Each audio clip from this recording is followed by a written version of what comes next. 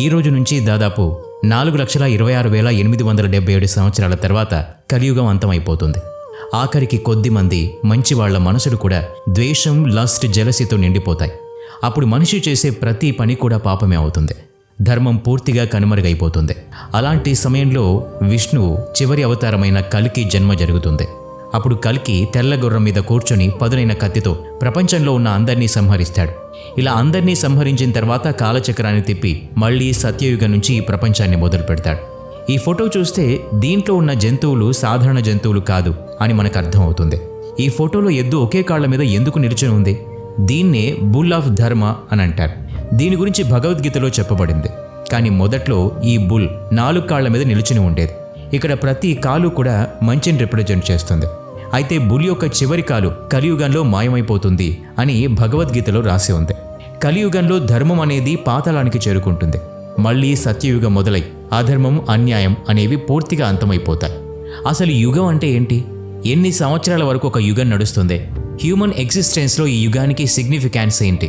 ఇలాంటి ఎన్నో ప్రశ్నలకు జవాబులు తెలుసుకోవడానికి ముందుగా ఒక చీకటి గదిలోకి వెళ్ళాలి. ఫర్ ఎగ్జాంపుల్, మీరు ఒక చీకటి గదిలో ఉన్నారనుకోండి. ఆ రూమ్లో మీరు లైట్ వేయాలి, అంటే స్విచ్ ఆన్ చేయాలి.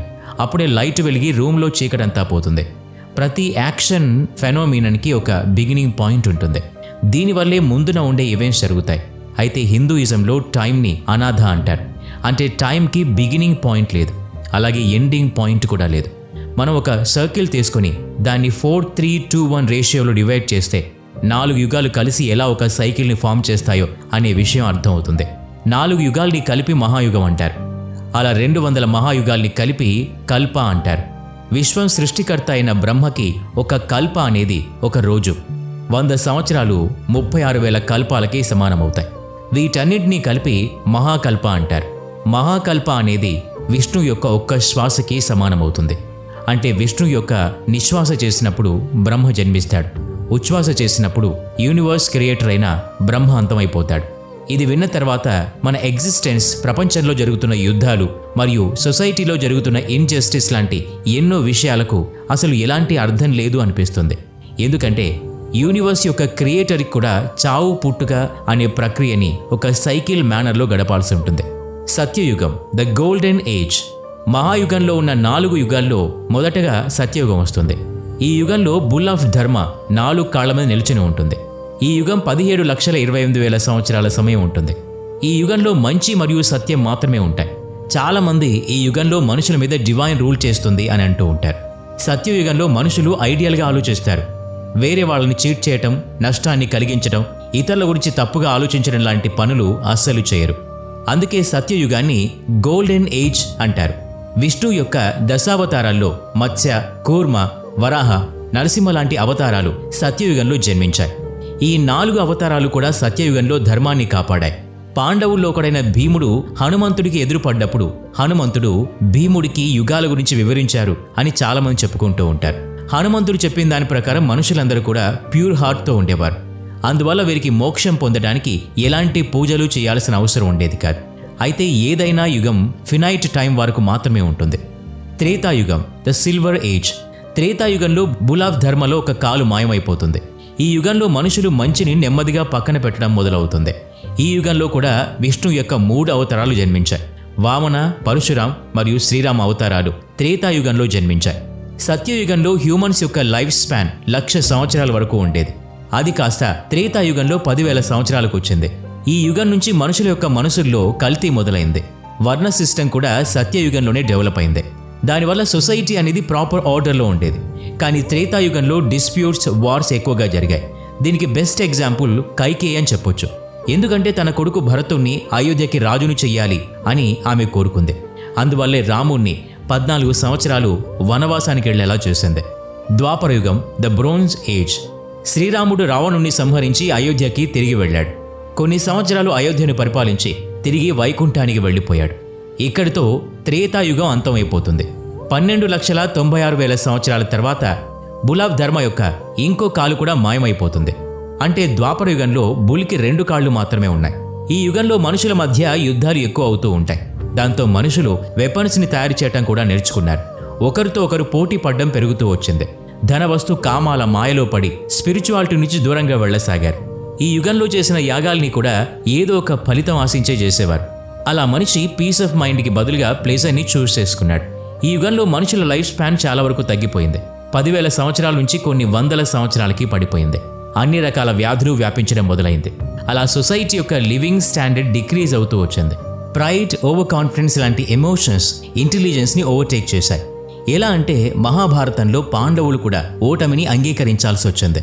పాండవుల క్యాపిటల్ ఇంద్రప్రస్థలో ప్యాలెస్ కన్స్ట్రక్షన్ పనులు పూర్తయిన తర్వాత ధృతరాష్ట్రుడి ఫ్యామిలీకి ఈ ప్యాలెస్ ఆఫ్ ఇల్యూజన్ని చూపించాలి అనుకున్నారు. అయితే ఇన్విటేషన్ యాక్సెప్ట్ చేసి దుర్యోధన, దుశ్శాసన, శకునులు పాండవుల ఈ ప్యాలెస్కి చేరుకున్నారు. ఈ ప్యాలెస్ని మాయాసురుడు తయారు చేయడం వల్ల ఈ ప్యాలెస్ అంతా ఎన్నో మాయలతో నిండి ఉండేది. ఇక్కడ మ్యూజికల్ ఇన్స్ట్రుమెంట్స్ వాటికవే మోగుతూ ఉన్నాయి. చేతులు పెట్టగానే పిల్లర్స్ మాయమైపోతూ ఉన్నాయి. ప్యాలెస్ ఫ్లూర్ గ్లిటర్స్ లాగా మెరుస్తూ ఉన్నాయి. దుర్యోధనుడు మహల్లో నడుస్తూ ఉన్నాడు. ఒక ప్లేస్లో నార్మల్ ఫ్లోర్ అనుకుని అడుగుపెట్టి నీళ్లలో పడిపోయాడు. అది ఫ్లోర్ కాదు, ఒక స్విమ్మింగ్ పూల్. దుర్యోధనుడు పడిపోవడాన్ని చూసి అక్కడ ఉన్న దాసీలు ద్రౌపది నవ్వడం మొదలుపెట్టారు. దాంతో దుర్యోధనుడు చాలా అవమానంగా ఫీల్ అయి మనసులో పెట్టుకున్నాడు. ఆ తర్వాత ఇంటికి వెళ్ళి కేవలం పాండవుల మీద రివెంజ్ కోసం ఆలోచించడం మొదలుపెట్టాడు. అప్పుడు ధర్మరాజుని, మిగతా పాండవుల్ని జూదం ఆడడానికి ఆహ్వానించాడు. ముందే ప్లాన్ చేసిన ప్రకారం మాయా పాచికల్ని శకునితో తయారు చేయించాడు. ఆట స్టార్ట్ అయిన తర్వాత ధర్మరాజు తన సమస్తం కోల్పోయాడు. ఆ తర్వాత మిగతా పాండవుల్ని కూడా పోటీలో పెట్టి కోల్పోయాడు. ఇక ధర్మరాజు దగ్గర పాండవుల అందరి భార్య అయిన ద్రౌపది మాత్రమే మిగిలింది.